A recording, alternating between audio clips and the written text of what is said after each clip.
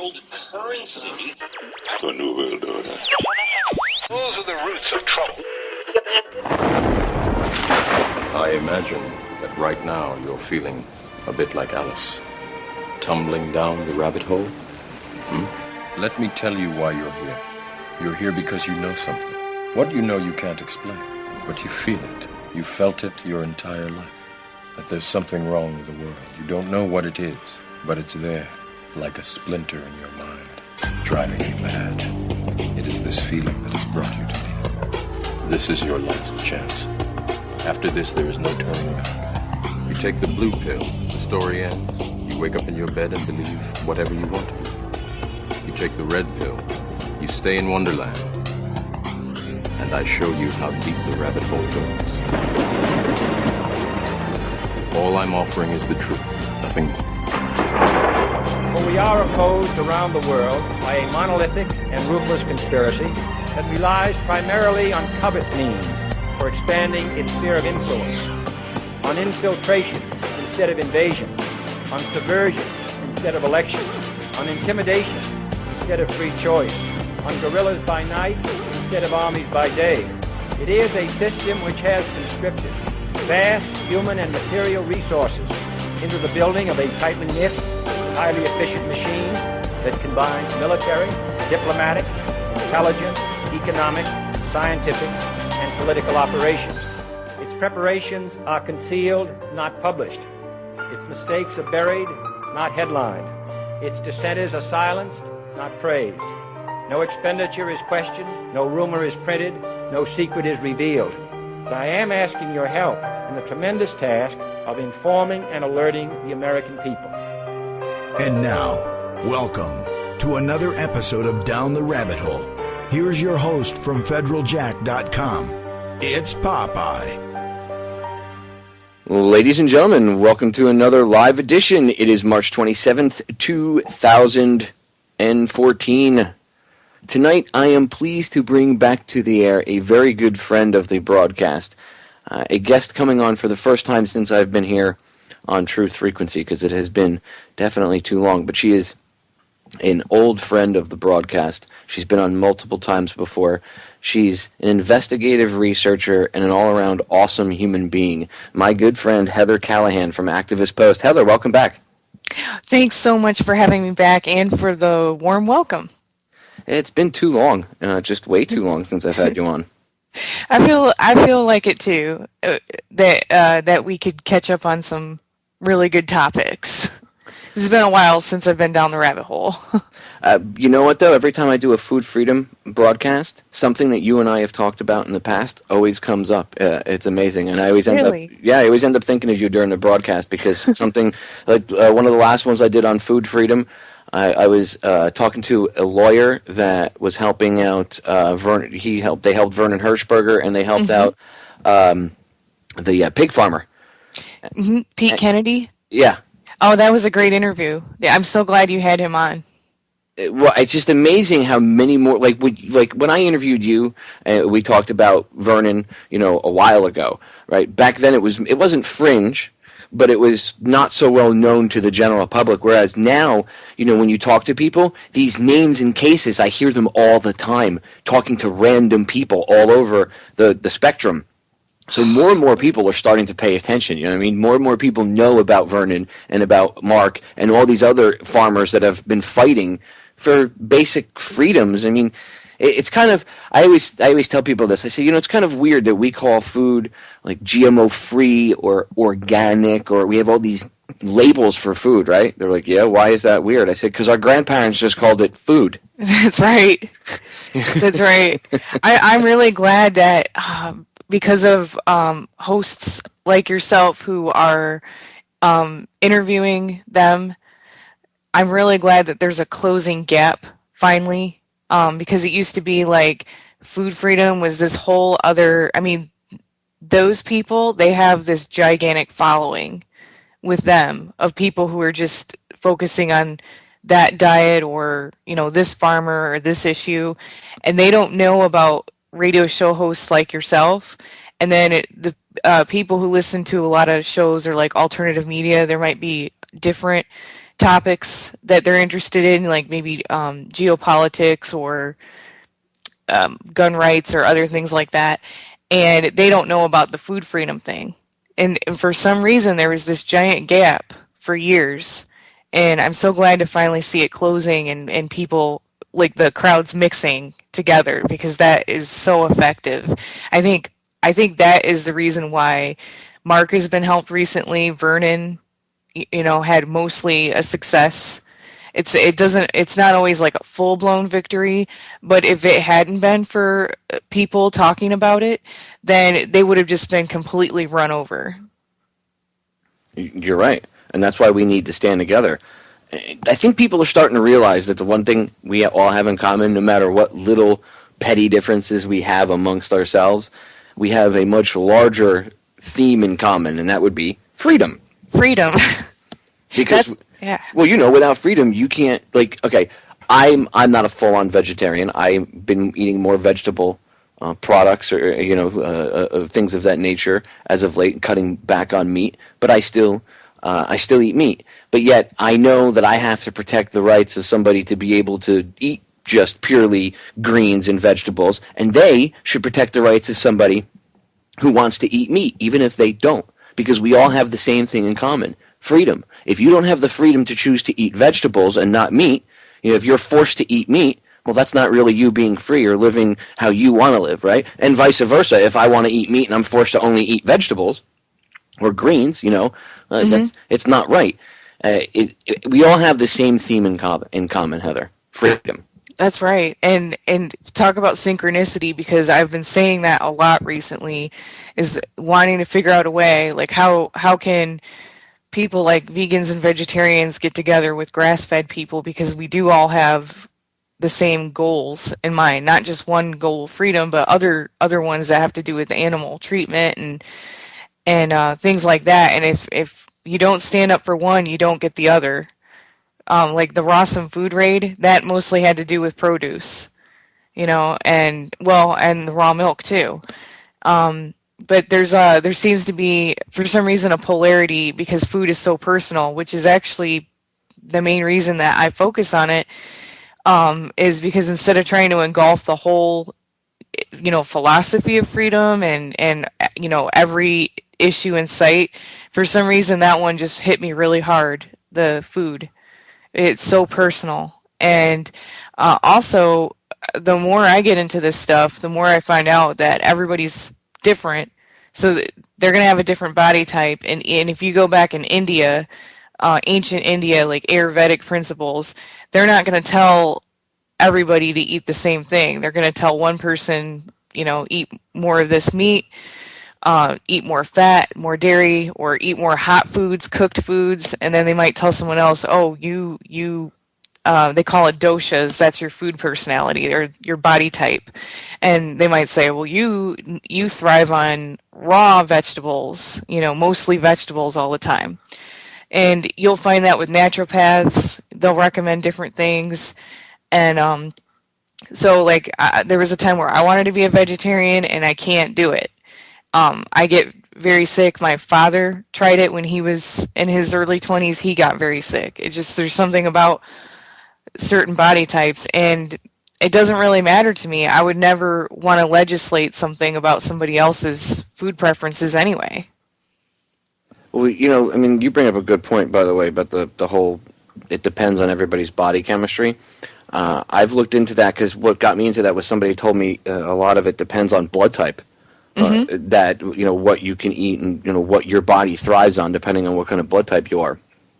And I've heard the arguments for and against it, but the more and more evidence I see, the more and more I am convinced that you are correct. And I've said this before, there really isn't an umbrella, one-size-fits-all solution that everybody can adhere to.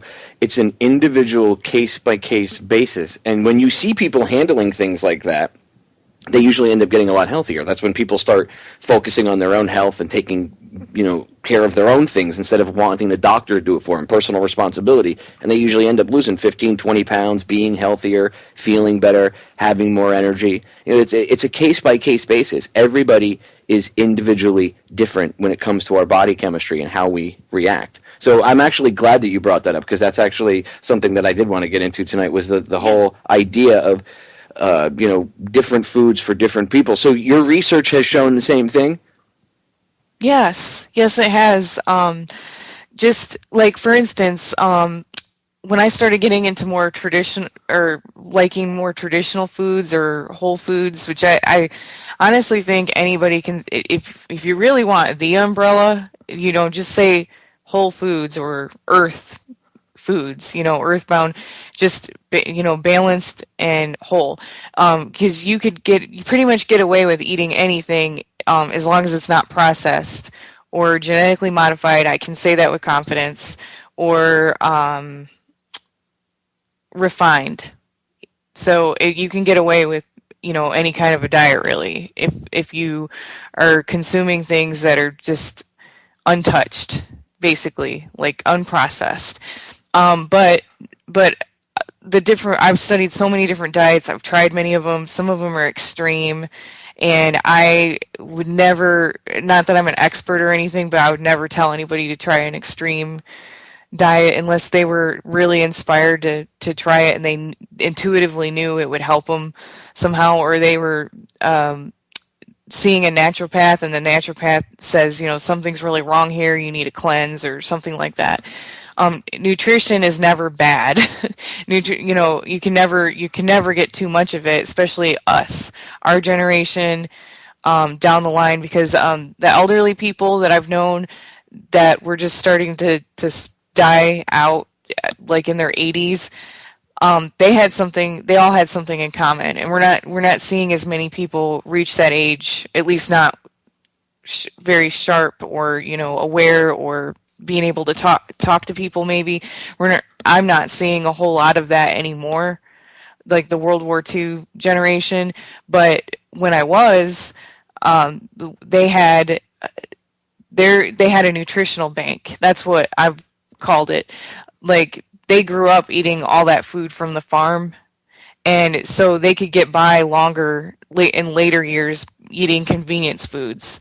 But someone like me, where I started out and it was just cafeteria food and then cheap processed foods and fast food at home every single day, I'm not going to make it that far. Not without a good bank account, because my body's already used up its reserves, and that's what a lot of people are facing. And I'm also trying to get it across to people who are like preppers, people who are into preparedness, that it's definitely good to stock up on whatever you can, because let's be honest, we'll eat anything, if we have to, and it's a matter of survival. But to also carve out some room to be eating fresh foods right now while you can, because what if you don't have that later on? You can only go so far eating tummy filler, and the tummy filler is not just a neutral thing. It's filling your tummy, but it's also taking things with it. It's because now your body has to use more of its own resources to neutralize the effects of that food. So it's not just eating an empty calorie. You're actually kind of taking something out of your body with it. And I don't want to scare anyone or bum anyone out. In fact, the foods that are like white rice that are completely devoid of nutrients, sometimes those are easier on your stomach than what people consider healthy, like brown rice or brown wheat bread.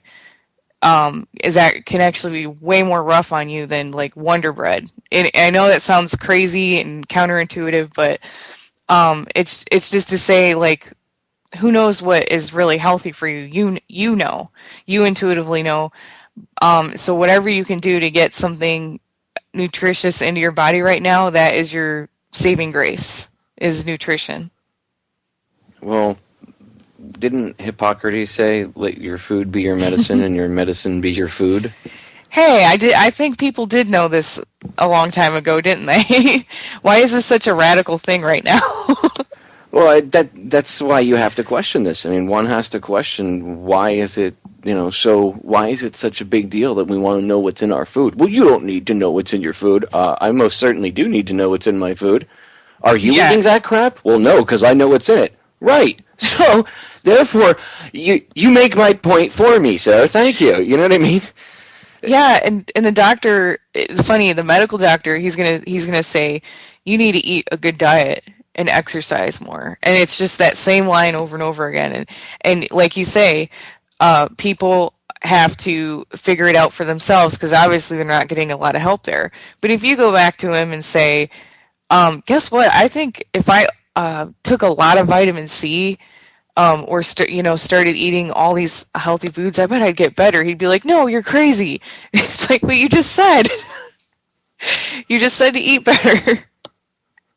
Well, it amazes me because you look at these doctors, and if you mention something outside of their normal treatment plan, they flip out. They absolutely flip out. I mean, you can mention.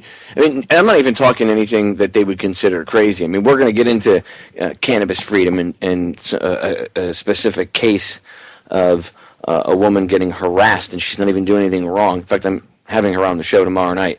But all you have to do. Any of these moms, I interviewed Sierra Riddle last week. She came on. Talked about when she mentioned cannabis to the doctors, you should have seen their faces. And all these moms, they go through the same experience. They tell these doctors, well, maybe we could use cannabis or something to treat our children. And these doctors look at them like they have 6 heads. I mean, I've had my doctors look at me weird when I mention eating healthy. I'm like, yeah, I find that if you just eat healthy, a lot of inflammatory problems inside the body, that people would just label as arthritis or pain and take a Motrin or something for, a lot of that is reactions to food that people are eating because they don't understand their own body chemistry. They don't understand what they should eat and what they shouldn't eat, what makes them thrive and what makes their body have allergic reactions like the swelling and inflammation and stuff. And, I'll tell the doctors, well, I find that a lot of my problems, because I have a lot of scar tissue and stuff. I've had 10 operations since 2008. Okay, so I have a lot of scar tissue and stuff built up in certain joints and stuff. And when it comes, and I have arthritis, and I find that if I eat properly, my issues and my pain is more manageable without painkillers. I mean, trust me, I have a high tolerance for pain as it is, and I don't like taking painkillers. So I'll push until I'm ready to pretty much pass out from the pain before I take anything. And I find that just eating healthier helps reduce pain naturally. I mean, it doesn't make it go away, but it does help with inflammation in certain instances and just your overall better, total feeling of being better. I mean, you lose weight. If you just cut out certain simple things like processed food, just watch how much weight you lose. If that's what you eat, just start switching to like cooking yourself real food. And I'm not saying you can't eat spaghetti from a box, but don't eat like Kraft macaroni and cheese or any of that crap. Try to get some organic pasta if possible, and then boil it in water with real olive oil, and maybe melt some real cheese or something. Don't use some powdery substance that you mix. I mean, do people even know what's in that powder? Ugh. No, that's amazing that helps you with the inflammation. And another thing I've noticed is I don't mean for this to sound girly, like beauty advice or anything like that, but I used to notice things on the internet like, you can't change the pores in your face. That's genetic. There's nothing that can ever be done about it. Well, that's pretty doom and gloom, but that is completely false because there's a few people that I know who have the most beautiful clear skin that I've ever seen, and you can't see anything like that on their face. And the only thing that they do is they just don't eat anything processed. They don't eat fast food. They just cook their own meals and make their own food. And it's not like they eat all organic or super healthy all the time. It was just that one thing, not eating fast food and, not drinking pop and not eating processed junk or things with wrappers on them, really. And that was it. So if you can see something change in the skin, that's really huge. And enough nutrition over a long period of time, and maybe some homeopathics can help the body reduce scar tissue. Can help it eventually go away when a lot of other things clear up too. And I hear that that can take a kind of a lot of energy from the body. But it's something that can be helped. And then what you said about inflammation, for some reason, this is probably the Ayurvedic thing, not that I just only go based on that. But it's funny, if you take like a dosha test, it will peg you, and you'll find out what food you can eat. That's a simple thing anyone can do online. But so for me, it was like warming foods, soups, and avocados, and so I started eating them like a few times a day. I haven't been able to come across them lately, but I started eating like 3 a day, and the inflammation was leaving. So just something simple like that. Where can you do this? Where can one go to take this test online? I think you can just do a Google search for like find your dosha, and it's DOSHA. I mean, it's probably not something that like an Ayurvedic professional in India would give you, but it's just some little thing to introduce you to the idea. But there's a food list that comes with it, and I find it interesting. And there's only 3 doshas, and I guess people can have more than one, but you kind of know which one you lean into. And there's like 3 different body types, and it seems like how could just 3 types, how could you just peg somebody that way? But when you read about it, you can see how people can fall into more one category, and how certain changes in your lifestyle, like it's not just about food, certain changes in your lifestyle. And, apparently we all have all 3 of them, and it has to do with, I guess it has to do with energy in the body. They even make teas to help balance one or the other, it can help with things like anxiety. But I haven't jumped headlong into it, but I just find it fascinating when it comes to diet, and it's not very extreme at all. And I agree that you shouldn't jump headlong into anything. But looking outside the box, as long as you do so in an educated, informed manner, don't just like, oh my God, snake oil salesman, yes, give me that elixir that makes everything better. No, if it sounds too good to be true, it probably is. Something my mother taught me when I was a kid, and it's kept me pretty safe throughout these years. Simple but effective. I do jump headlong into things. That's how I know a lot of this can be a little harmful sometimes, jumping headlong into an extreme diet. Like, actually, Jillian Michaels, I think her name might be, the woman who's on The Biggest Loser, she lost her thyroid doing that. So you want to kind of be careful, and maybe see if you can get some kind of consultant, or I recommend a naturopath, somebody who has time to talk to you about it, and who will actually tell you what would be good to do, because then you've got the whole body thing going on, the physical, spiritual, mental, all of it. And I had the chat room up, and I noticed somebody was saying something about dead cooked foods, and that I can tell you from somebody who does something called NAET therapy, NAET.com, when they do allergy treatments on the body, and sometimes you have to avoid a certain food for just like 25 hours, and sometimes they will tell you to eat cooked vegetables. Like, let's say you might be allergic to vitamin A, but for some reason you might still be able to eat cooked vegetables because it probably was cooked enough to where you can't get the vitamin A, and there's truth to that. But also, on the other hand, when you have something like a soup or a stew, there's something about it. There's something synergistic about like old chicken soup. I don't mean old. I meant like the ancient recipes. I didn't mean like eating old chicken soup, but there's something about when you're cooking all of it together, it actually really enhances the nutrients you get. That's why people used it when they had a cold, not Campbell's out of a can. We're talking like bone broth and the whole thing cooked in there for a long time. And so I can't say everything cooked is bad. And Dr. Joel Fuhrman doesn't abide by everybody doing raw diet all the time. Well, I find that a good, healthy balance of the two, or of almost anything, seems to be the answer. You don't want too much of either. You don't want too much raw, and perhaps you don't want too much stuff that's overcooked, because you're killing a lot of the nutrients. You want it in the middle area. Yeah, I think you're right because I mean, a lot of the ways that we cook food and what we cook them in can be inflammatory. But anyway, I got down that rabbit hole. We didn't have to go down there, but I just noticed somebody saying about it because I get told that a lot. But when I like if I have a bone broth soup, which isn't too often because it takes a lot to prepare it, or just homemade soup or something, it just revives me completely. So I tried raw diet once and I couldn't do it.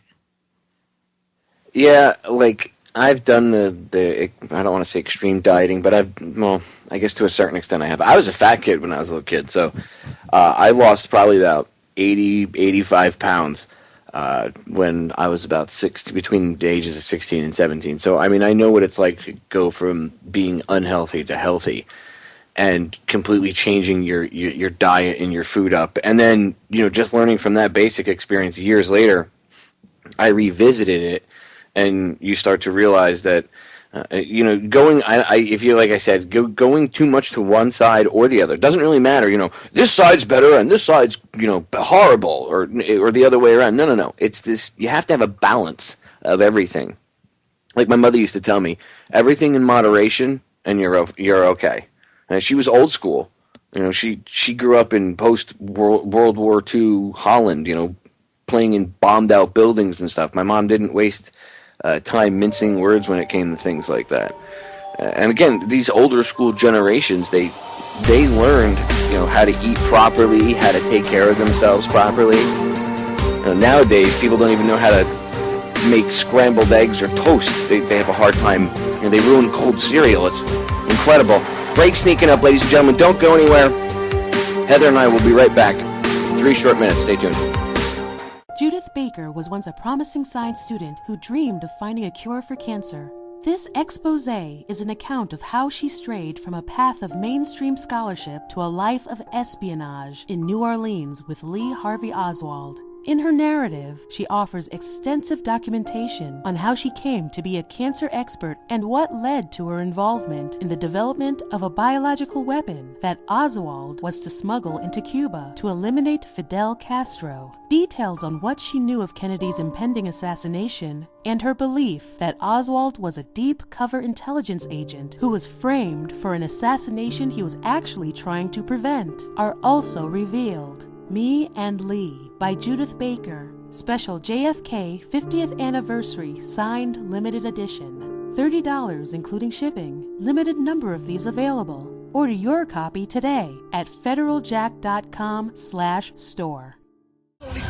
We are back, ladies and gentlemen. So, staying on the vein of freedom and freedom of choice of what we put in our bodies, I want to get into cannabis freedom for a minute. And Heather, I want to get your take on a story. I'm going to play a piece of audio here. And I know you already know about this because I sent you the link to this earlier. And you were just appalled when you heard it. But I really didn't get a chance to talk to you. We were chatting via text. So I want to pick your brain about it. But first I'm going to play the audio for the listeners. The lady that you're going to hear being referenced in this piece of audio will be on the radio show. I'll be interviewing her tomorrow night for 2 hours live, talking about what she's going through with her son. She was introduced to me by Sierra Riddle. She's been harassed. I emailed her the other day about coming on, and after I emailed her, not that this has any relation to it, but since I started a conversation with her about even being interviewed, she's been harassed. And that's only within the past few days. Can you imagine what this poor woman's been going through with her child this whole time and all these other parents? But anyway, I digress. Let me give the airways to this clip really quick, and then we'll get Heather's take on it.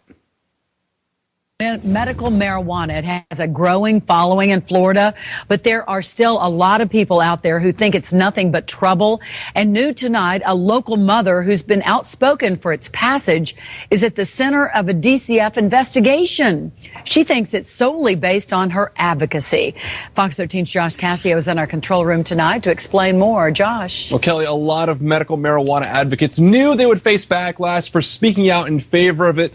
But nothing like this. Parent Renee Petro has to worry about losing her kids, all because she says she's fighting for something that could help save her son. There's pain in Renee Petro's eyes. It hurts a lot that my son is suffering, and people have taken it upon themselves to try and hurt us. But there's also fire. This is not going to stop me. In fact, this is only going to challenge me even more. Petro has been a vocal supporter of the growing medical marijuana movement in Florida. That's me and my dad. She wants it for her son Brandon, who suffers frequent seizures. Mommy, I'm sorry. Fox 13 has documented his story. But now she believes her fight to change the law has put her in the crosshairs. What happened Tuesday floored her. I feel really violated.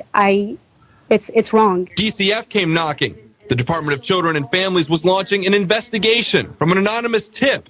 The claim was Petro stopped giving her son his prescribed medicine and instead was giving him illegal cannabis, a claim she vehemently denies. I would not do anything to jeopardize losing my child. I was scared. She asked me, like, do you like living in this house?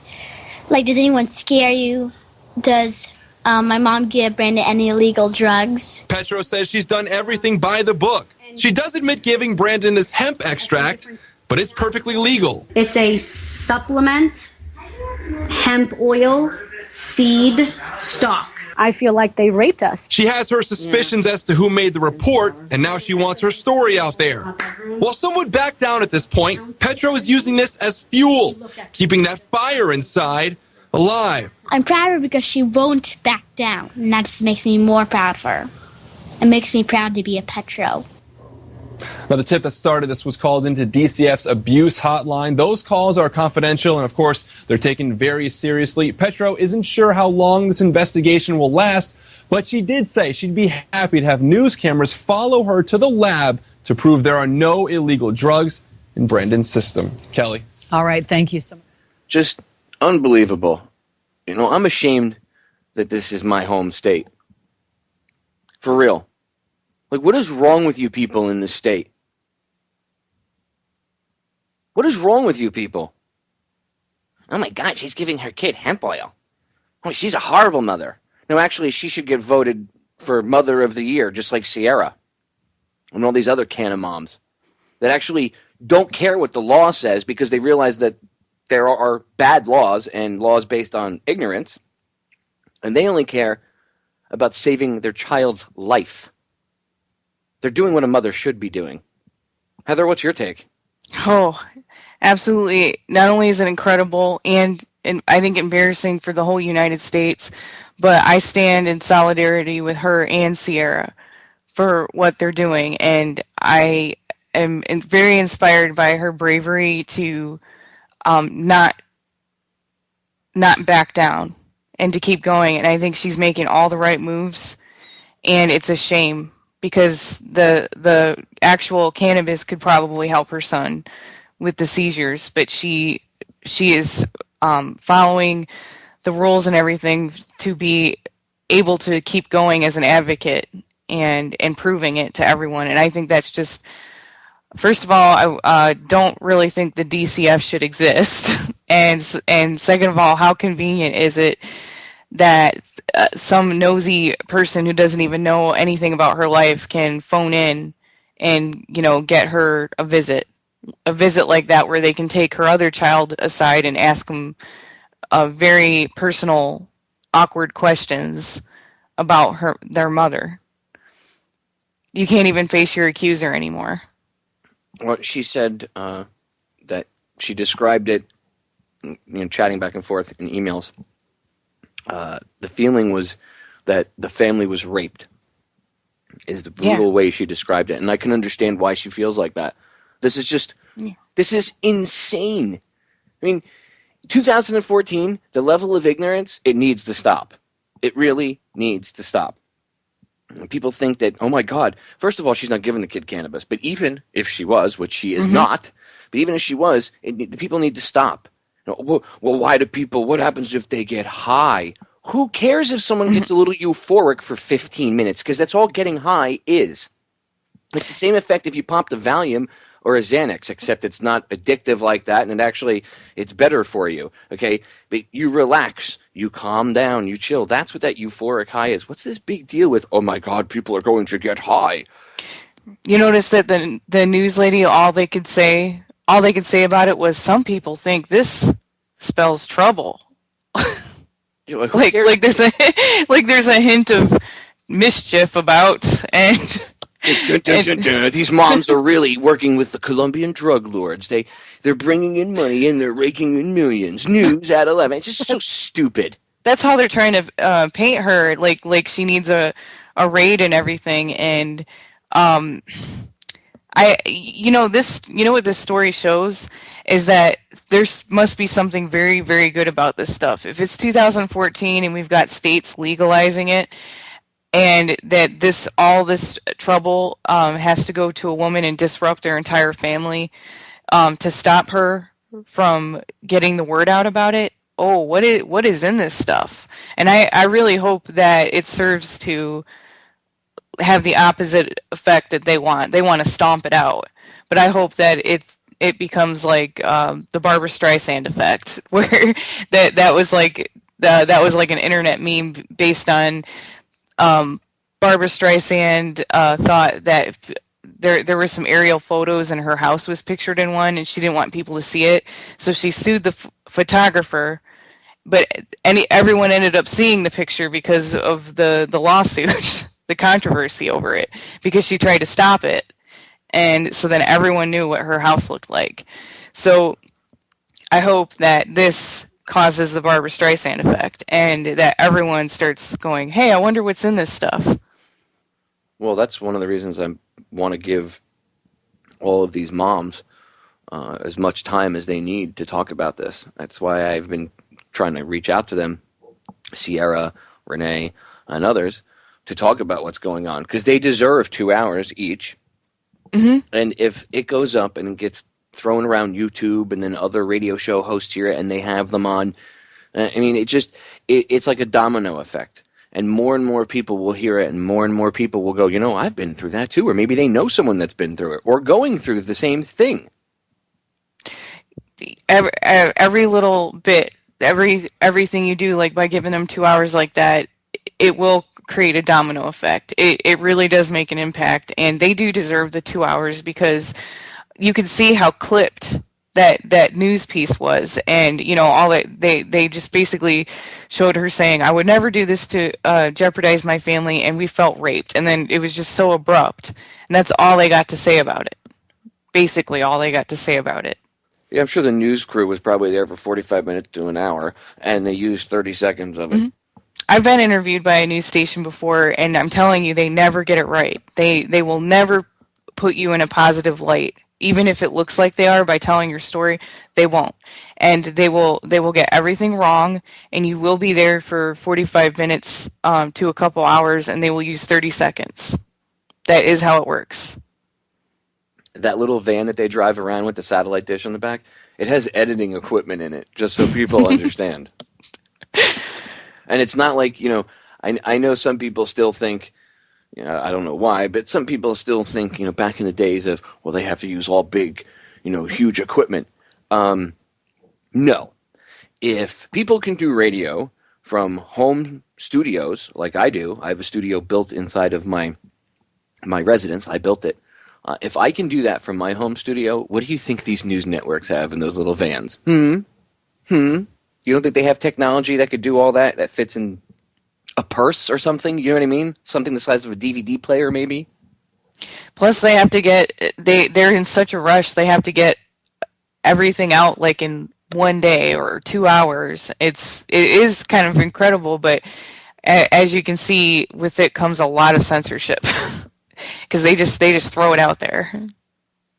I'm just so tired of the ignorance level. That's one of the things that, you see, the ignorance is the base of the problem, because that's where a lot of this stuff stems from.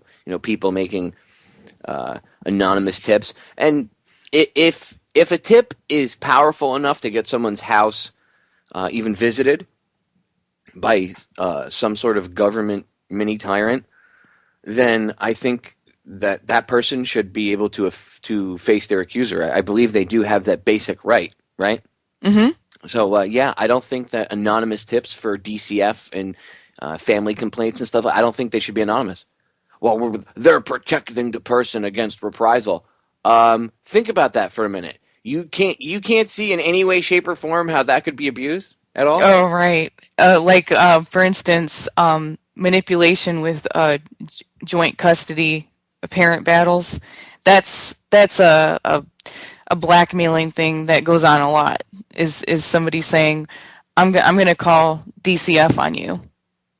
You know, if you don't give me what I want, I'm going to call DCF and the kids will be taken away. Obviously, that person doesn't care much about what happens to the kids. It could be like a former, like an ex, you know. It could be a man or a woman. An ex can use that to threaten somebody.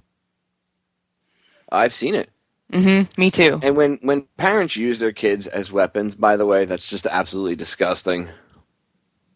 You know, like you want to get more money out of your spouse or something, or you want to get back at them because they cheated on you or they pissed you off or whatever. Using your kids as a weapon, not cool. Not cool.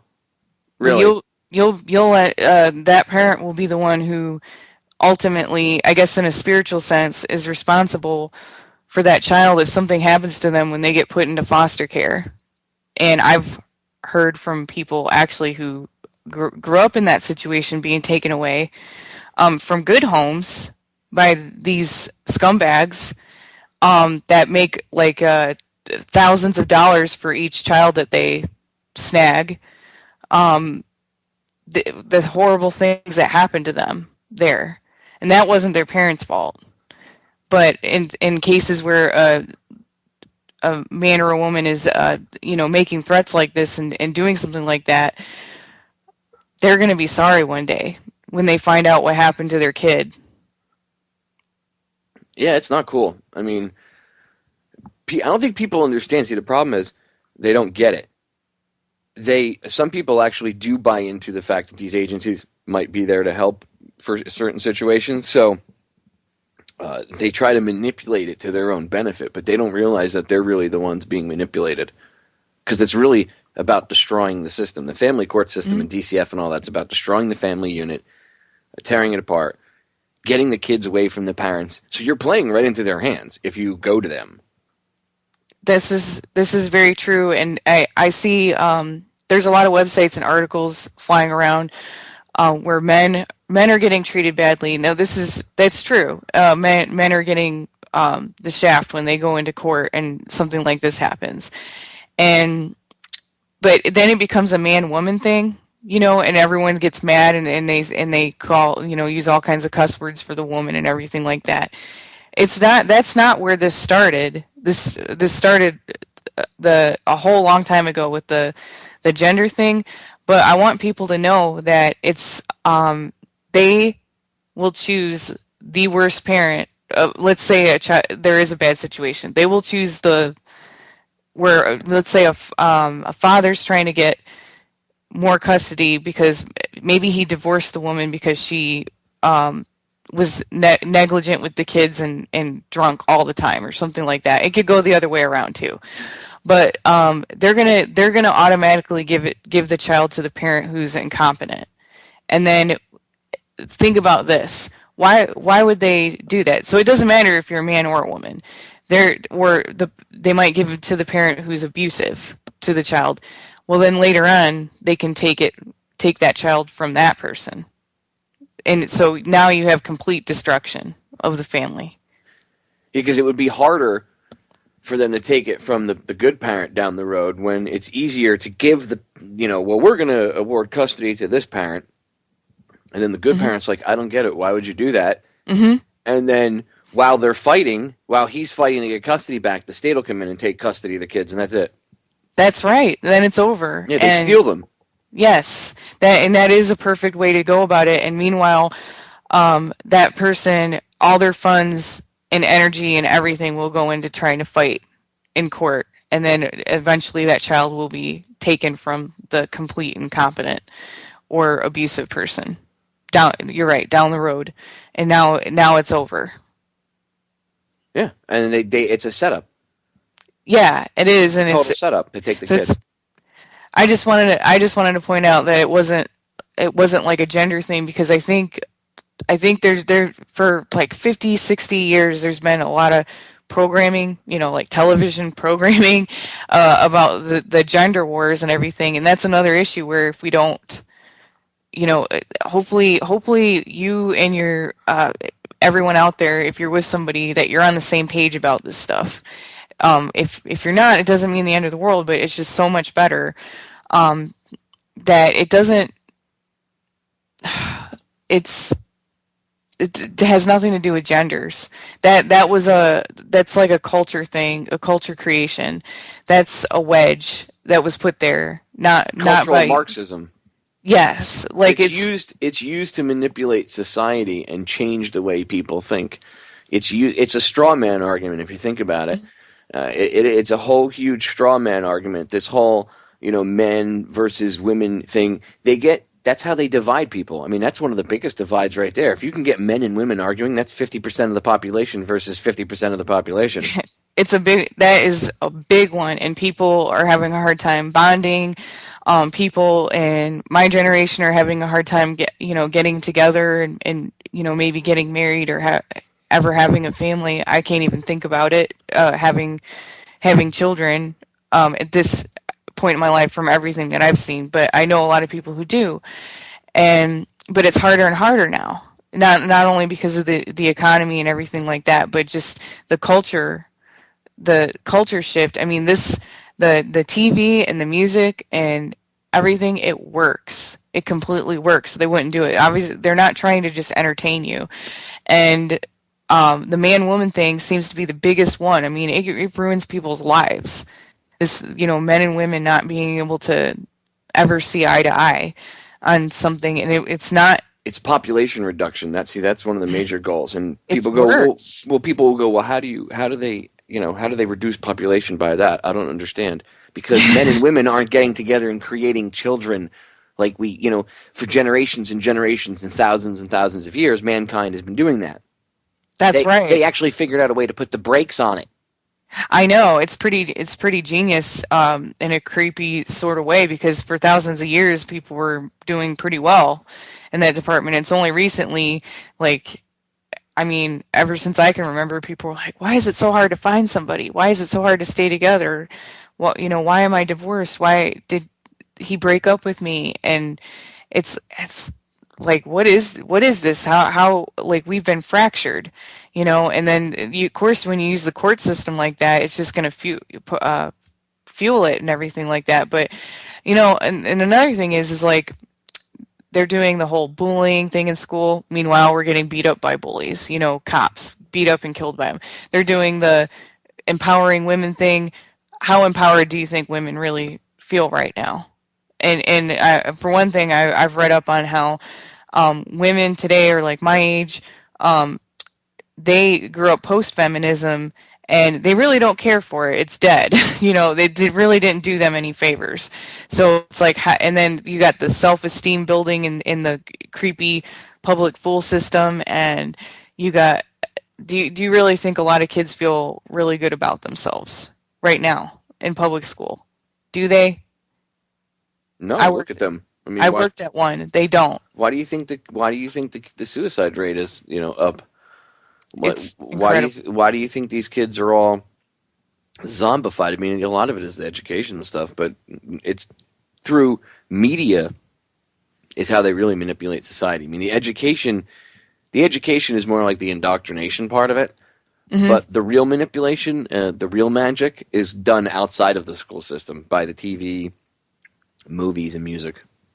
Yeah, I was a perfect product of it when I was about 13, and that was right before I had an awakening, and I would have just gone right down that path. And honestly, I don't even think I'd be here today. And I mean, public school had me for 40 hours a week, and that could include the time on the bus and everything. TV had me hours and hours every day, and my parents were caught up in so many other things that the system throws at people, just bills to pay and medical problems and things like that. So of course, it's okay that we're watching TV while we're eating dinner, that we're going to keep watching TV, and then the weekends, maybe there were some neighborhood kids and they were all troubled, and so who did I listen to? Who actually got through to me? My parents. They completely won. They had all the hours of my life. And then there'd be times where I'd be with friends and reading magazines and everything like that. So I was heavily influenced by all of that, and I started copying an attitude. There was I don't know, it's brilliant because I went to school till I was 13 before becoming homeschooled, and I don't know, I can't pinpoint one moment where they said something about like, your father's bad, he's a white male, or this is really bad, or anything like that. But I was turning completely into a product of that, of the fearing guns, fearing scary, everything was scary, or the world was ending if we didn't recycle. It was very burdensome, and just copying an attitude towards my parents. Thanks to television programming and school indoctrination, and it was in the school too. It wasn't just the TV. The school taught me to be that way, but I can't even put my finger on what moment it happened. It was so incremental over the years. See, I had the exact opposite, where I was hit with the same propaganda, but I refuted it.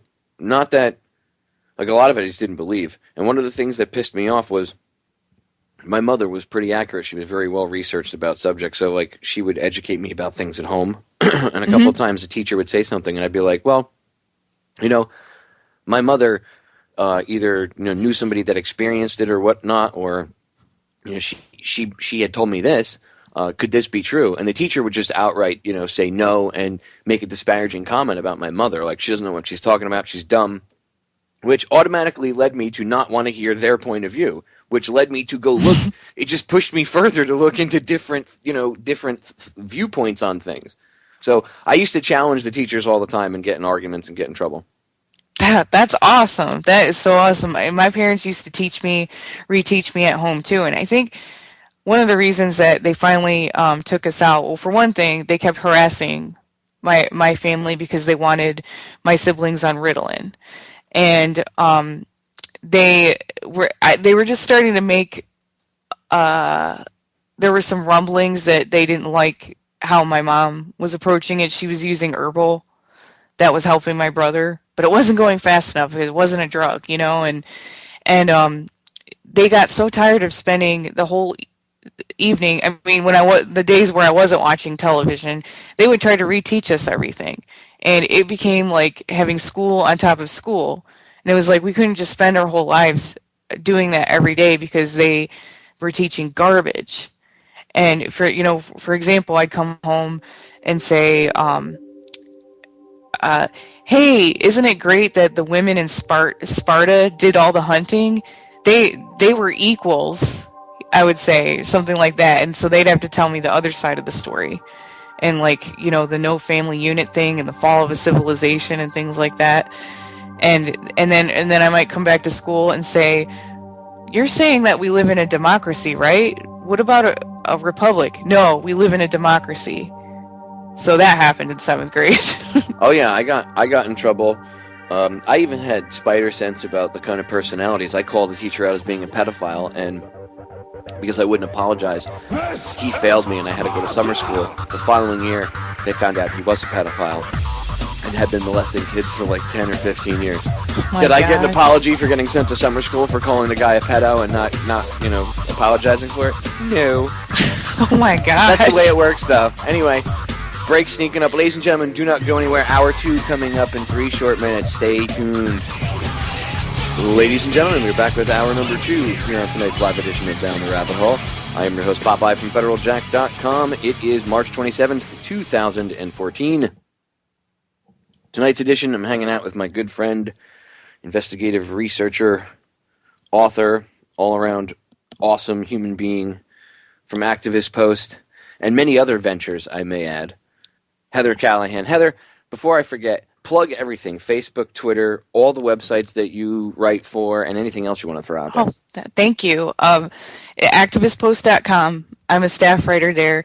You can see a lot of articles there from me each week, as well as our other writers. We put out a lot of articles each week, all original, handwritten or hand-typed articles, and we're on Facebook, and we're very friendly. And also, I work with naturalblaze.com, so you can see articles there for me, and also extra articles that have to do with health and other types of wellness topics and everything, because the idea of that website is to empower you for solutions, how to help yourself. And Activist Post is news for your awareness. And you can find me on Facebook. You can find Natural Blaze on Facebook. And we're also on Twitter, the same names, Activist Post and Natural Blaze. Awesome. So that little tidbit that I threw out there, people might think it was a teaser. I actually didn't realize the time as I was saying it, and then I realized the time, and I was like, oh, I'm going to have to cut this one off. So I wasn't doing it as a teaser on purpose, but that little thing I threw out there about me, my spidey sense when I was a kid, picking out a pedo, and then I was accused of being wrong, and I wouldn't apologize, and I ended up being right. That happens a lot. And I'm not saying that every time your kid is right, and sometimes kids can be little dicks, but I think parents need to sit down with their children and get a better understanding of their kid. If you don't, some parents already do, so that's cool, but a lot of parents don't nowadays. I think if you have a better understanding of who your kid is as an individual, you'll be able to tell if they're right or not. Now, my mother asked me, she said to me, please tell me you're not lying. And I said, no, I'm not. I really think this guy's a pedo. I said, there's just something wrong about it. And I wasn't calling him a pedo back then. I called him a kid toucher. And I was like, I think he's a kid toucher. It's disgusting. I said, there's something wrong about him. And I forget what it was when I was a kid that had, made it stick out, but I pointed it out. The point is, my mother backed me up. And Heather, you made a really good point.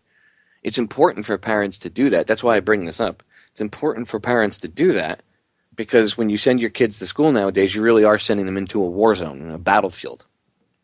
And if you don't arm them or back them up, your kid is going to be out there, like a soldier separated from his unit with little ammo, no radio, no map, no compass, and really no general heading as to where the rest of his company might be. So, that being said, I think it's important that parents understand that sometimes your kid's intuition isn't just a kid being a little idiot.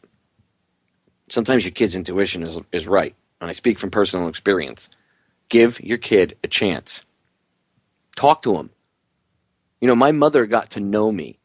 She was actually one of the very few people that actually did know me as an individual. Even to this very day still. One of the very few people that understood who I was and respected me. Didn't always agree with everything, but respected me for my individuality and loved me for it, okay? And that's because she got to know me when I was a kid. She sat down with me. And like I told you, Heather, she told me when I was a kid, at the end of the day, I'm the ultimate authority. I don't care what the school says. I don't care what the teachers say. I'm your mother. Now, at the same time, I had to deal with the Ritalin thing, and I remember I didn't want to take it anymore. I was about 11 years old, and I said to my mother, they prescribed it to me when I was like 9. And by the age of 11, I didn't want to take it because it was making me a zombie. I couldn't concentrate. In fact, I can still remember what it was like. And I told my mother, and long story short, she told me that she wouldn't make me take it, but it had to be our secret, because if I didn't take it, and the school found out about it, they would call up in Jersey. It was DIFUS, which is like DCF down here, and they would try to take me away because it was it was my parents were getting divorced at the time, and now their divorce was in the court system, and even if my brother and I, which we were never dragged into court, our names were brought up in court and things of that nature. So then it it would have been a real mess. And at the same time, you also, and it wasn't because, my father or mother wasn't trying to use either of us as a weapon, but because it was in the court system, there was already a light on it. And then once the school system knows about it, if you're not taking it, and for whatever reason, you know how they are. Even back then, this is 30 years ago, 35 years ago, and they were like the friggin' Gestapo. Okay, so it's even worse now. And she said to me, you don't have to take it, but you can't tell them. And you have to even pretend to tell the doctor that you take it. She didn't trust my pediatrician. My mother was smart. Now, you can say that she was paranoid. The only two people that know about this conversation are me and my mother. She's dead. So now it's only me. So you have to take my word for it when I tell you this story, but it's the truth. And she told me, don't tell anybody else. This is between you and me. And we had to keep it that way for years until I think the age, once I was 14 or 15, and then I in their eyes, I was old enough to make up my own mind. But in between that time, I was like 11 at the time. For like 3.5 years, I had to pretend that I was taking it every day. So I did have, some sort of, I hate ADD. I hate because, the guy that came out with the diagnosis on his deathbed said it was fake. But so I don't know what you want to call it, but I did have where my brain was always racing around and it was hard for me to concentrate on one thing or another. It's actually easier for me to take on multiple tasks at once because I can actually, it's almost like I can juggle 3 balls better than I could juggle 1, if that makes any sense. But they didn't, when I was a kid, there wasn't, hey, maybe put the kid on cannabis oil. That'll help him concentrate and slow down enough like they do now. No. It was Ritalin, and that was it. And that stuff, man, some people take it and it makes them speedy, but for people that supposedly have ADHD or ADD, whatever, I had ADHD, the attention deficit hyperactive version of it. Woohoo! And that stuff made me a zombie. They would ask me questions and I would be staring at the teacher. I failed classes and I would get detention because I couldn't, respond to things or I couldn't make sense. And it was because I was on this medication that was making me like, bleh. And it's just ridiculous. So the reason I'm sharing this little tidbit of personal information with you is because I want you all to understand that have kids. It's important to be a major part of your kid's life. Sit down with them, talk to them, and get to know them. If they come to you and say, I think one of the teachers at school might be a pedo, don't run off and, immediately go to the school. My God, man, this guy's a child toucher. What is wrong with you? You have to have some sort of evidence. But don't just blow the child off or whatever they tell you. Don't just blow your child off. And try to let your kid know that no matter what, doesn't matter what the school says or anybody else, you're the parent, you love them, and as long as you have their back, nothing else matters. Because my mother made that abundantly clear to me, and because she did so, it gave me the strength to face going into that prison, that hellhole every day and dealing with these people. I wasn't really, I didn't really get along with a lot of the people in my grade because I was ahead of them. To me, they were all, 5-6 steps behind me. And they didn't care about the same things I did. They didn't think about the same things I did. A lot of these brainwashed sheep. And I didn't really have many problems with them. What little problems I did have, I handled my own way. But my bigger problems were taking on the teachers. Fighting these teachers, these adults. That was rough for me. I speak from personal experience. I can remember that. As a child, that was traumatic to have to know that I had to go to school every day and get that anxiety build up. And back then, they didn't give kids anxiety medication. Not that you should be pumping your kid up on anxiety medication, but they didn't even talk about that stuff. When I was a kid, if you said you had anxiety, you'd be labeled crazy. And you'd have to... seriously, that's the way it was. It wasn't trendy like it is now. Now it's trendy to have an anxiety issue, and you can go get Xanax anywhere. It wasn't widely accepted or trendy and cool, And that really is traumatic to a child. And you know what helped me get through it? Was knowing that my mother had my back every time, no matter what. Because she knew that, if I was lying, my mother wouldn't have my back. She'd kick my rear end in. And trust me, she made an example of me once or twice when need be. And you know what? I never lied to her. I never did that stuff. So she knew. She knew and she knew if I was lying to her or not. She could just tell. My mother, we didn't have cell phones when I was a kid. And then beepers came out when I was about, 15, 16 years old. And her work gave her a free plan. And she got my brother and I each a pager. Okay, and she would beep us. I would be hanging out with my friends. I swear to God, she had ESP because we would be doing something. And all of a sudden, my beeper would go off with her code, and I would have to go find a payphone and call her at work. And I would say, "Hey, Mom, what's up?" And she'd go, "Whatever you're doing, I don't know what it is, but I know you're up to something. I can feel it. Don't do it." And she'd hang up the phone. Okay, that alone freaked me out and actually stopped me from doing a few bad things. And in a few cases, I would have probably ended up getting arrested. It would have turned out pretty bad. So, my mother knew, even when she was at work and at the point where her and my father were divorced and she was, it was my brother and I living with her, she still knew. She still knew enough about what I was capable of and what my brother was capable of that her mother ESP kicked in.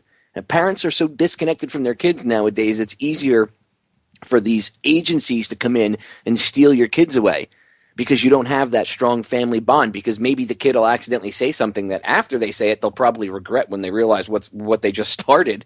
But they don't know that. Maybe they're mad at you and they go in and they say, "Oh, my dad smokes pot." Maybe you're a medical cannabis user and it's completely legal, but the school doesn't know that, nor does DCF really care. That's to get settled and sorted out later. First, they have to come in and wreck your life. It's ridiculous. Thoughts, Heather? Absolutely. I love what you're saying about the connection between the child and parent. It's so difficult today to have that, but I don't know if you want me to share the story I was telling you before about what was happening at this one school system. But yeah, go ahead. Well, this one school system that I worked for, there was a man who had been there for years, probably teaching like 30 years, and everyone knew that he would extort sex from the girls, the teenage girls. And when you were telling me the story, I thought about how he went about it. He might catch something on them, maybe like a little ounce of weed or something like that, and he would isolate them. Like one girl alone in a room, and he'd say, "You're going to go to prison for a long time, and you're going to get expelled, and it's going on your permanent record." Basically, he would blackmail them into having sex. And if those girls only knew, if they had a strong connection with their parents and knew, I'm calling my parent, or I'm leaving this room, or no, that isn't going to happen to me, and you just broke the law, or I'm getting out of here, they could have done that. But a lot of them fell prey to him, and he had a lot of leeway. And I don't know if you want me to say why I think that might be, but go ahead. He had a special ring on his finger, and he was in a certain club, we'll just say. And same with, I think, the highest person. It wouldn't happen to have a square and compass and a G on it, would it? Why, now that you mention it, yes, it did. It did. And why does that not surprise me, that somebody that would take advantage of young, innocent children would be connected to a secret society? Where have I heard this before? And you know what else is amazing? Everyone knew this about him. Everyone knew that this had been going on for years, and nobody said anything or did anything. He never got fired or anything like that. And of course, the other higher, and he was the highest paid person there, and the other highest paid person also had a ring on his finger. And I'm willing to bet, probably, if you look deeper, the judge and maybe the sheriff too. I can't prove that, but give me a break. Like when this happens to all these very, very young girls, we're talking like 14-year-old girls, and it's just really sad, because if you can't blame a 14-year-old for that. You can't. They're going in there, they're never going to expect something like that to happen. They don't know what all their rights are, and they see that as an authority. And when I was in 7th grade, the very handbook that they gave us with the calendar in it said in the beginning that we were a human resource, that we belonged to that state, that during the hours of school we belonged to the school. We were human resources. That's what they called us. So there it is right there. And that's how they Well, why do you have to treat a go to child. human resources whenever you want to get a job? Right? There you go. You always have to go to the HR department. Human resources. Human resources. Think about that for a second. Hey, what resources do you have at your disposal? A bunch of human slaves? Hold on, let me get one for you. That, hardly anyone ever thinks about the origins of these things. Think of, when you corralled into work or school and everything, and you're a human resource. What is another term for that? Slavery, cattle. Exactly. Or chattel, whatever you want to call it. Yeah. Well, I just I think it's wonderful that you had that connection, and I don't know. Oh, you know what? You want to talk about weird ESP things or intuition or something like that?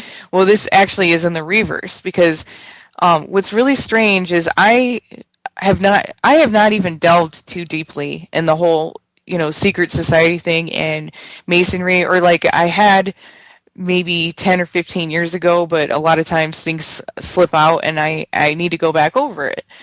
But anytime I'm anywhere in the vicinity or around a person who is, let's say, higher up and they have a ring on their finger, they start acting kind of like rabid dogs around me, and for some reason they will hate me. And anyone who knows me knows that there's no reason.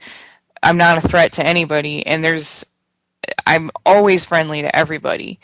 And I have been friendly to 2 or 3 of these people in these situations, and they all of a sudden their face will get red, kind of almost start contorting, and they will say really vicious things to me, and I can't explain it.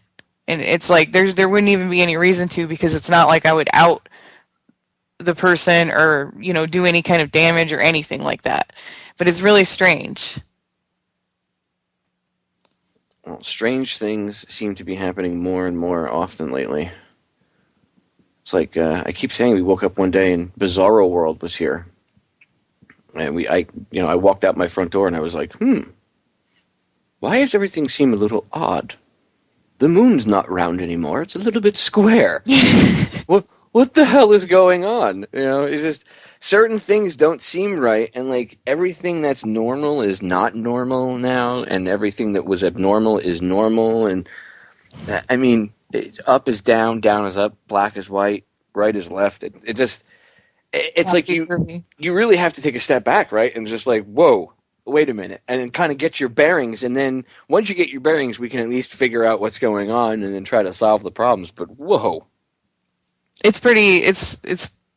Oh man, it can feel daunting, so daunting. And a lot of times while I'm just spending so much solitary time, or maybe more with like-minded people, I completely forget how other people think, or how they were raised and everything. And I try to meet them where they are, but man, sometimes it's just, you forget that they're in the Matrix, they're completely, they might only be able to relate to you on the level of television programming, and they might not even have anything else. And then you've got these little kids coming into school where the teachers can't even teach them. The ones who are really just trying to teach them something like how to read, because at a certain point you need to learn how to read, and they're saying that they can't even form a thought anymore. They're saying that they warned the middle school teachers, watch out, because you've got a different kind of generation coming your way and you don't want this. And they said that the children can't even comprehend. They can't even really even form a sentence. Well, anymore. That's what they want. I mean, yeah. They want a competitive marketplace for slavery. My slaves are better than your slaves.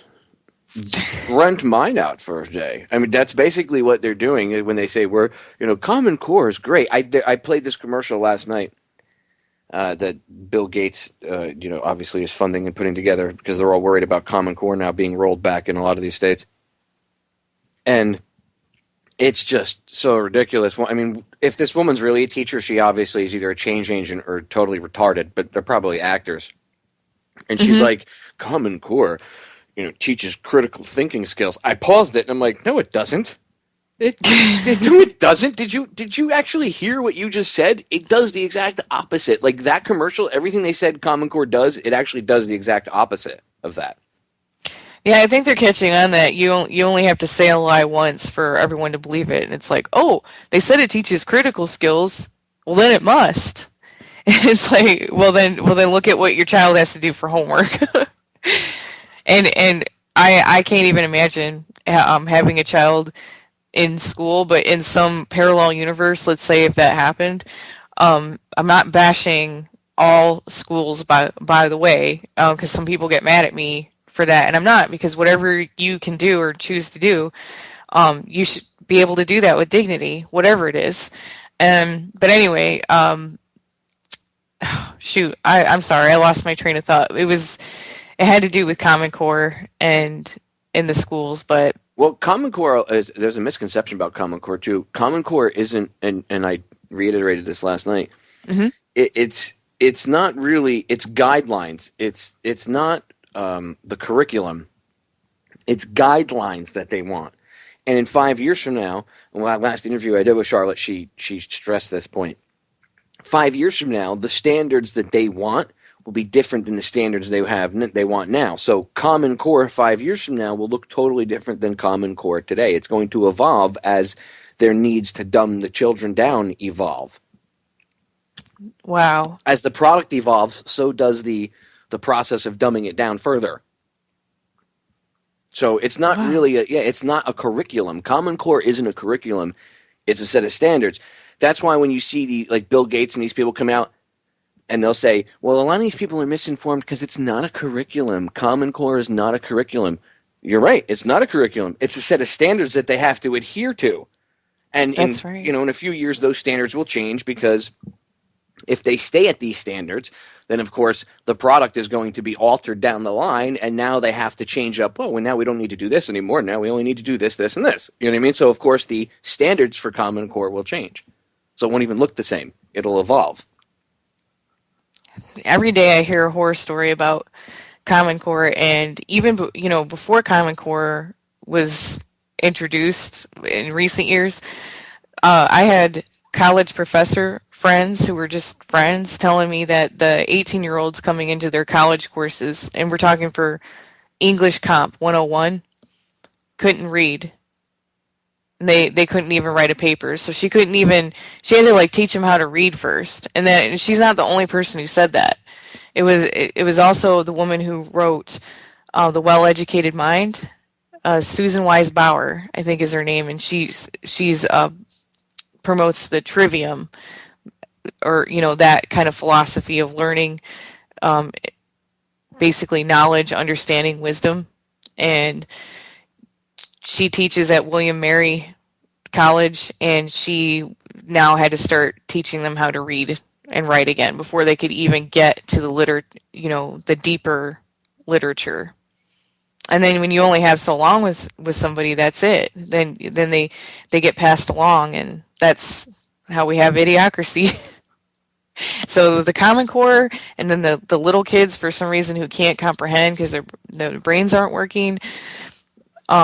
I don't even know what's going to happen with this next generation. Well, it's scary. Their brains aren't working because they've been dumbed down. Now we have to teach them. And a lot of people go, "Wow, it's too late." They're formative years, dude. You can teach them. Okay, stop with the negative Nancy crap. And no, it's too late. No, it's not too late. You need to step up and do something about it, parents. Yeah, because adults wake up all the time. Adults, so someone could be 35 and they wake up all of a sudden, and maybe that's where their real education begins. And let's say you're 35 and you just breezed through school and you didn't do anything. And then you wake up. All of a sudden, you're going to be reading and possibly writing. You're going to be reading more because you're going to want to know the truth. And all that other stuff will take care of itself. Well, of course it will. That's what happens to people on their journey of awakening. I'm going to cut us off right there because the break is sneaking up. Ladies and gentlemen, don't go anywhere. Final segment coming up. Stay tuned. Go check out Heather's work over at activistpost.com. We'll be right back. Judith Baker was once a promising science student who dreamed of finding a cure for cancer.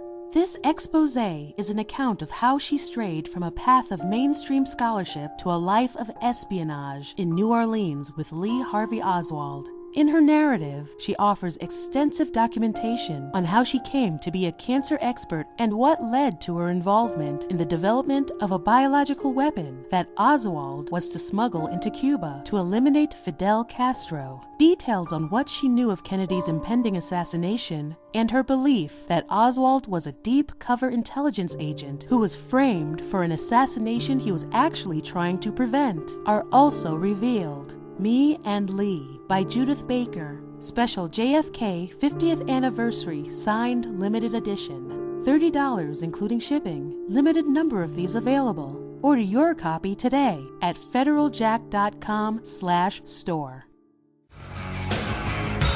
We are back, ladies and gentlemen. Final segment of tonight's live edition. Heather, thank you so much for hanging out with me. Thanks for having me on again. Every time you come on, time just flies by. It does. I look at the clock and I'm like, what? Final segment? What's going on here? We were just talking and it was just the first segment and the intro just went off. What's going on? It's fun. Yeah, time does fly when you're on. And you will be coming back on sooner than this last time. I'm going to get you back on within the next couple of weeks. I look forward to it. But I'm not letting you go yet. Don't worry, ladies and gentlemen. She's still here for another half hour. She's hanging up to the end of the broadcast. So, with that in mind, I know there was an article that you wanted to get to that Brandon recently wrote, and I know that you wanted to talk about it and discuss it. So, let's tear it up. Yeah, just really quickly. On March 21st, Brandon Turbeville wrote an article. To me, it's interesting because a lot of people don't know, especially if you're interested in cannabis freedom or, eventually it becoming legal to use as a medicine. This is kind of important. But there's legislation that's running through the Senate.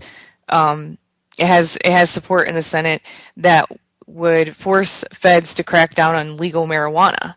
And the people supporting it, mostly like the Republicans, like it for this reason, but a lot of people don't realize that would be the end result of this law called Enforce the Law Act. And it's where Republicans, they're backing this bill because it would allow Congress to sue the president for failing to faithfully execute laws. And it's really kind of absurd when you start to think about it. I mean, Congress is supposed to, they're supposed to be the ones watching the laws and reading them and everything, and then they just want this free-for-all where Congress is going to start, suing. Everyone can just sue the president like every day. It's like, how does that all work? But interestingly enough, Rand Paul is backing this.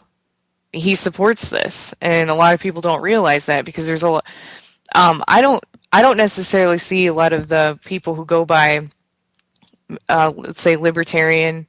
I don't necessarily see a lot of them supporting Rand Paul, but they're kind of divided. A lot of them do, and you think about it when you put him next to Hillary Clinton in 2016. If he runs, and it kind of sounds like he is going to, then who do you think people are gonna, people maybe who like non-corporate media are gonna end up backing or supporting, So then you got to think about, what does he really support, and so he's supporting this, and he said that Obama's writing his own laws whenever he feels like it, but then you've got laws like this coming down the trail that also want to suppress freedom, because enforcing the law, I guess it's kind of like a way to go back in time, sort of like, and enforce the law, but that means all the laws. That would mean cracking down on legal marijuana in the states. So I just thought I'd throw that out there. Well, that was one of their focuses too. When they talked about that, one of the focuses, they're like, the president refuses to enforce federal law on marijuana and allow these states to do what they want, and it's wrong.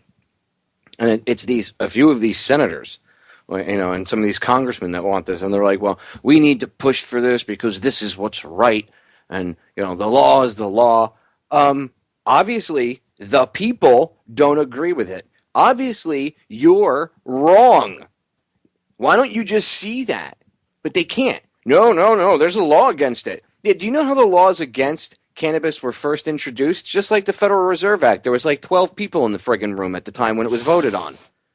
Okay? And they're all dead now, I may add. So maybe we should revisit some of these laws, huh? How about that? How about use a little common sense? Oh, no, can't do that. Gee, I wonder why. How many lobbyist groups do you think are against it? Let's see. Private prison, industrial complex, big pharma. Hey, what do they all have to gang? Yeah. gang the war on drugs gang. Kibono. Exactly. Why would they want it to be illegal? That doesn't make sense, really. It doesn't make sense. How much money is made from all this stuff being illegal as opposed to it being legal? Yeah, we're paying for empty rooms in prisons now that are owned by private corporations, I might add, too. This is stupid. This is worse. This is going to get worse. I constantly hear this argument from people. They should lock them up. They should put them in jail. They should do this. They should do that. Why? Why do you want the people to go to jail? Are you that stupid? Huh? Do you not realize that your tax dollars are going to pay for that? Huh? I mean, duh. Who do you think has to pay for it when you lock somebody up for 50 years of their life over something stupid? How would you like if I locked you up? How about if we make... I don't do anything illegal. Okay. What do you like to do as a hobby? Well, I like to sit back and smoke my pipe tobacco in the privacy of my own home and read a book. That's not illegal at all. But you're smoking. Well, it's not illegal to smoke tobacco, but that's secondhand smoke. You could be causing somebody cancer. So what happens if they decide to outlaw your pipe in your house? Now you can't smoke your pipe in your house anymore. That's ridiculous. They would never do that. Really? They would never do that? They're outlawing collecting rainwater. That's right. Or a woman jogs down the street. Oh, yeah, jogging down the street without an IG. Ma'am, you jaywalked and didn't hear me? Get on the ground. We need 4 cops to take you down. A girl buys bottled water. A guy buys a can of tea. 2 people are sitting on a bench eating donuts. These are all situations that ended up with getting arrested, by the way. So, or the one that they're trying to make this guy take a plea deal. This vet that got arrested with an iced tea container. Yeah. And he didn't do anything wrong. And they're trying to make him take a plea deal that they'll drop everything and let it go, but he has to admit that he was wrong, I guess, for his interaction with the police officers. Why? Why can't you just admit that you were wrong? You were wrong in what you did. See, that's the biggest problem. They will never admit that they're wrong. And because of that, that's why you have this repetition of this problem over and over and over again. The first step to solving a problem is admitting there is one. And they refuse to. You're wrong. You breathe in the wrong direction. You get tased, shot, beat, thrown in jail, locked up, whatever. But they do the same thing that you do, and they get a free pass. I mean, did you see in Hawaii the cops are trying to get it passed so that way the police there can still sleep with prostitutes while they're undercover? It's all for undercover work. Of course. Right. It's all, these undercover cops. Getting a lot of information right now. Exactly. They have to sleep with prostitutes because it's the only way that they can extract information. So it promotes their happiness. Literally, the cops argued for this. They said, it's going to hinder our investigative abilities. Really? Really? We can't have medical cannabis for people that are actually dying of cancer and kids that have epilepsy and things like that. But you can have sex with hookers because you need it to do investigations. Really? And I assume they're paying them with money that comes... Probably overtime. From the county, yeah. Probably double time and a half. Prostitutes, so that's nice. Isn't that awesome? So they get to party. Of course, it's during investigative work. I'm doing air quotes, and they get paid for it. Must be nice. Yeah, that sounds like a sweet gig for a police officer. But and another thing is, what I notice online, anytime one of us puts a story up that shows how ludicrous this is, let's say someone like a woman getting kicked in the stomach by a cop or something like that, or anything. Even among my own friends list or people that I see commenting who don't seem like trolls, they seem like they're legitimate people. They're always trying to find a reason why it was okay, and I just really beg everyone to think about that before you say something like that or go along with that. Like, well, he shouldn't have been walking out at night. Well, he shouldn't have said that. Well, he probably shouldn't have been doing this. Well, I think she kind of has a shady character, so this is okay. And you must have been watching too much TV, like because that's a programmed response. That's always a programmed response. And I am trying to deprogram myself, because after all these years thinking I was so awake a long time, there were certain avenues, certain areas that still had a hold on me, and one of them was TV. And I haven't owned a TV in over 6 years, but there's online stuff, and I used to be a movie buff and everything like that, and now I realize that really was time that could have been better spent, and that I really was getting those impressions, even if I logically say that I'm not. Well, I mean, I see it. I see it myself. I spent so much time doing this, I never really have a chance to watch TV or anything. Once in a while, I'll unplug, and my wife and I'll watch something on Netflix or something, and it's to the point where she used to get more into it and unplug and watch the TV, but even now she's someone who doesn't study this stuff at all, and she screams out, like, we'll be watching something, and she's like, damn it.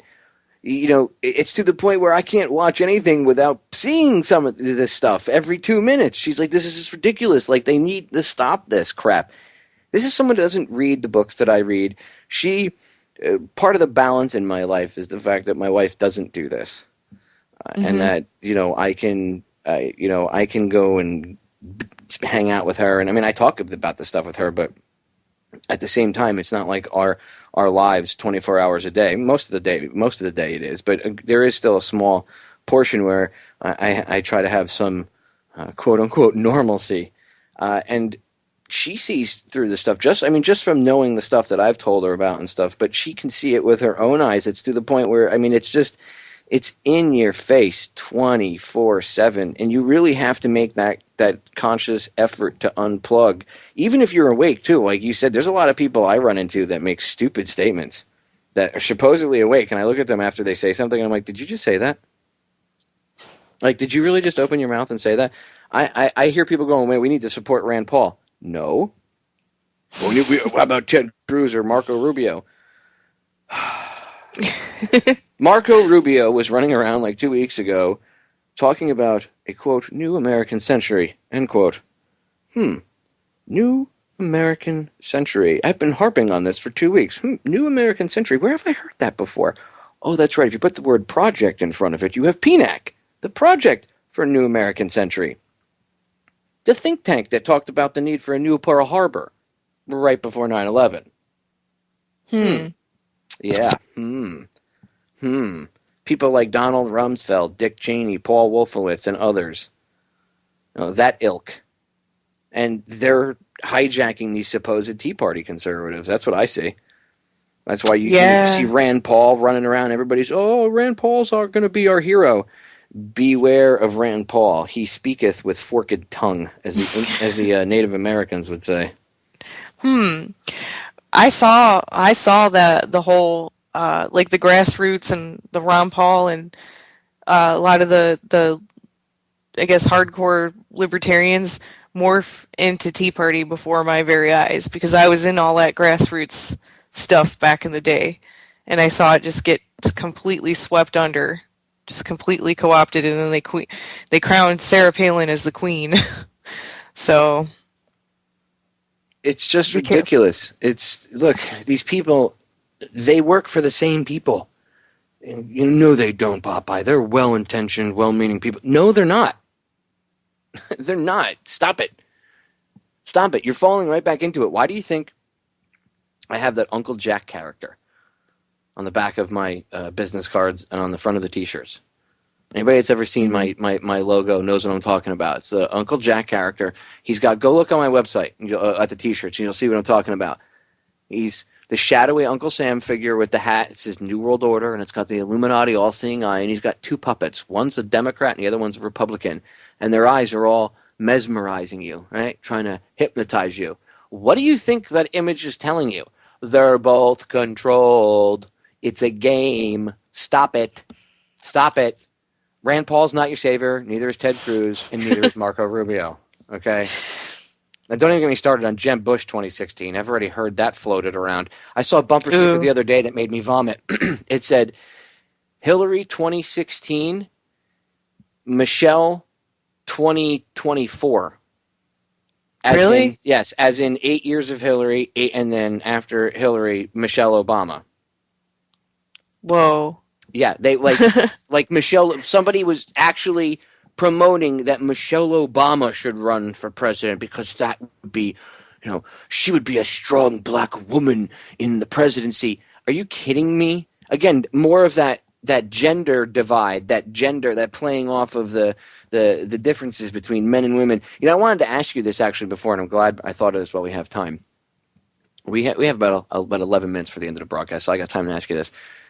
As a female, right, knowing what you know, being educated and everything, but as a female, what's your take on this militant feminism? Like, don't get me wrong, I'm all about women being, independent enough to take care of themselves. You don't have to rely on somebody to take care of you. That way, if they're with a partner and something bad happens and that partner passes away or something, they can at least take care of themselves and they're not a bumbling mess. Like, that I totally get. But this militant feminism, banning the word bossy, like really banning that's your goal. That's what you guys are going to go. I mean, there's obviously an agenda behind it. But what's your take on this whole militant feminism thing? Well, it's using and exploiting women just like anything else like that would exploit somebody, and it's the complete opposite of if you want to look at what real feminism would be, it's the complete opposite, of course. And it's just going to use these women who are probably well-meaning and got caught up in this stuff as a way to feel maybe a little more power in their lives, because none of us have that. I mean, like nobody, the average Joe walking around does not have the power. He doesn't feel empowered in any way. People are watching football or they're watching Dancing with the Stars because you can vicariously live through that and feel kind of empowered. Or even a movie like Red Dawn.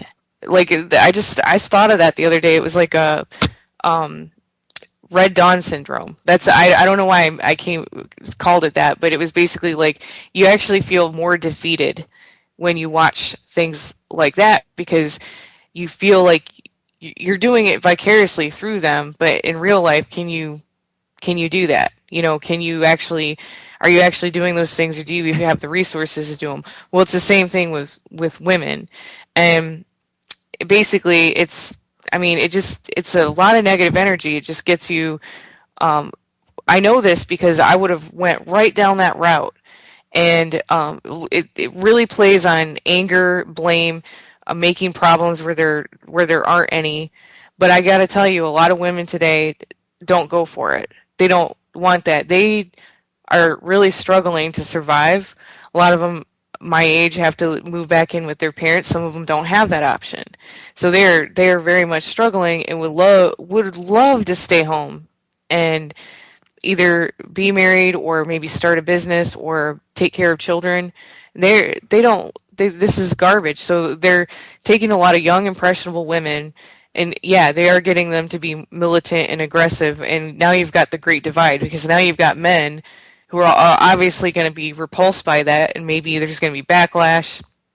Then at one point in my life, I went back to the original suffragettes, and I was like, well, I'm going to call myself, well, I don't have to call myself anything, but if I was anything, it'd be like an original suffragette. You know, I was reading like maybe conservative literature at the time or something, like a long time ago. And then I found out the truth about them, you know, and then I found out that they were used. So now we're going back 100 years, over 100 years now. So none of this is new. This has always been done, and they always target women. I mean, when have women ever been really honored or independent or unique or really known themselves or ever been free or equal? They're always used in the big game. And if you want to be that type of woman, then just glossing over and putting it simply is you can, you know, really pull back from everything, get to know yourself, but not in the new age way or anything like that. I've fallen off that cliff too before. And you know, find yourself and end the confusion and empower yourself with knowledge and do something about it, but don't outsource yourself to any of these groups or anything like that.